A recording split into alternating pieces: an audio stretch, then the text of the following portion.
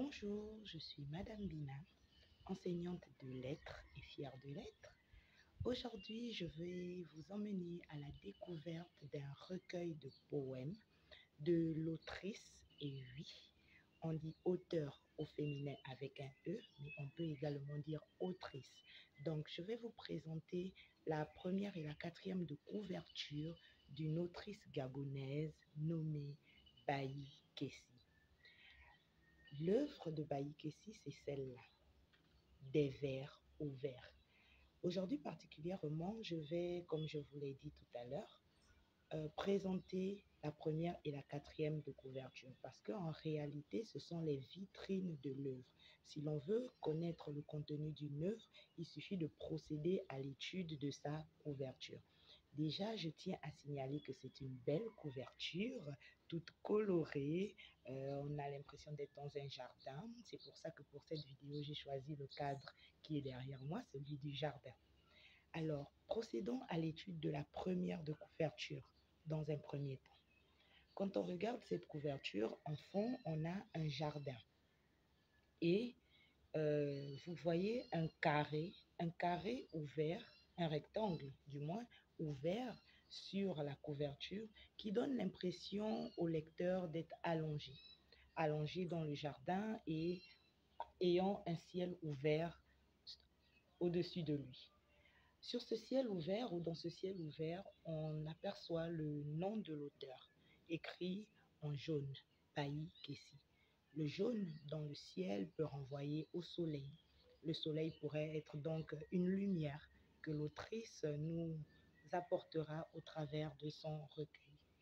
Ensuite, nous avons le titre de l'œuvre, Des vers au vert, qui est écrit en blanc, un peu comme avec la couleur et la forme des nuages. Et l'on est tenté de se demander des vers au vert. À quoi renvoie le premier vers? À quoi font référence les autres vers? Ou le deuxième vers, à quoi fait-il référence? On ne sait pas trop. Des vers au vert. Plus bas, nous avons la mention du genre littéraire, le poème. On nous dit poème au pluriel.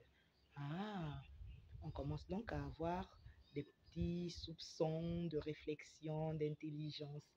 Le premier vers pourrait renvoyer à la versification, puisqu'il s'agit d'un poème.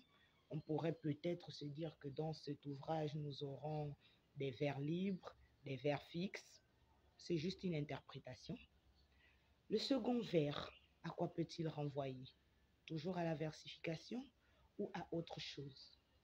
Et là, si j'ai en premier vers, par exemple, la versification, le deuxième peut renvoyer à cette notion des homophones grammaticaux. Et donc, le deuxième vers, je pourrais l'assimiler à une direction, le chemin, vers de la direction, de la route. C'est une interprétation, encore une fois. Puis, nous avons plus bas, lecture et écriture des textes poétiques au secondaire. Là, on pourrait se dire, ah, dans ce recueil de poèmes, nous aurons certainement des méthodes qui nous seront présentées, comment lire un poème, comment comprendre un poème et pourquoi pas, comment écrire un poème. L'œuvre est publiée aux éditions L'Art. Ça, ce sont les informations recueillies à la première de couverture. Si nous allons à la quatrième de couverture, que je vais vous faire le plaisir de lire, elle commence ainsi. La nature. La nature. Donc, ça explique un tout petit peu le choix apporté sur la couverture en fond qui a une image de jardin. La nature. Un environnement qui offre tant de leçons à retenir sur la vie, le travail, l'infini. L'infini, nous avons le ciel. C'est étendu. Assurément, c'est cette direction, je parlais de direction tout à l'heure, avec les seconds vers, peut-être, c'est cette direction que ce recueil de poèmes invite le lecteur à suivre. Des vers au vert est un voyage à travers le temps, le passé et ses souvenirs, le présent et la contemplation qu'il offre, et le futur qui reste un idéal à parfaire. Vous voyez qu'à la quatrième de couverture, on a quasiment la même configuration que celle de la première, c'est-à-dire le nom de l'auteur en jaune, le fond carré, ici cette fois-ci c'est quand même un carré, en bleu du ciel et ce petit résumé qui nous montre bien qu'il va s'agir de direction, qu'il s'agira de versification. Donc on peut sans nul doute dire que le premier vers pourrait renvoyer à la versification et les seconds pourraient renvoyer donc à la direction. Ça, c'est une interprétation que l'on peut se faire d'une œuvre au travers simplement de la première et de la quatrième de couverture. En lisant cette œuvre, déjà la quatrième de couverture parlait de la nature, et en lisant, je suis tombée sur un poème intitulé Dame Nature. C'est par lui que je terminerai ma présentation. Le poème, c'est un rando. Alors, je précise que le rando est une forme poétique au même titre que le sonnet, la boule de neige, le pantoum, le calligramme. Et ce sont des formes poétiques que l'autrice vous présente également dans cette œuvre avec toutes les techniques de rédaction de ces formes. Donc, Dame Nature. Dame Nature, par ta vie, je me laisse inspirer.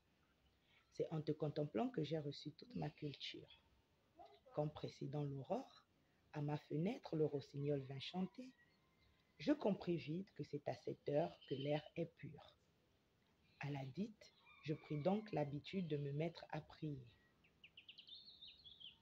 Voici qu'un beau matin, observant des oiseaux l'architecture, je réalisai qu'après leur louange à Dieu, ils se mettaient à travailler, sans une seule fois trouver ce labeur dur. Dans mes contemplations, j'ai vu les papillons coïter. Prenant plaisir à regarder cette créature, je pouvais recevoir du ciel l'injonction donnée à l'humaine nature: adorer, travailler et se multiplier. Sur cet enseignement, je me suis couché, Dame Nature. Vous voyez, ce poème est une sorte de présentation détaillée de ce qui a été dit à la quatrième de couverture. Et pendant que je parle, j'ai des oiseaux autour de moi qui sont en train de voltiger avec des papillons. C'est super. Nous sommes plongés dans l'univers de l'auteur. Donc, je vous invite massivement à vous procurer cette œuvre, ce bébé, ce nouveau chef-d'œuvre de la littérature gabonaise, des vers au vers de la poétesse, l'écrivaine gabonaise Baï Kessi. Merci d'avoir suivi ma vidéo et à très bientôt pour d'autres présentations des manuels et œuvres de la littérature gabonaise.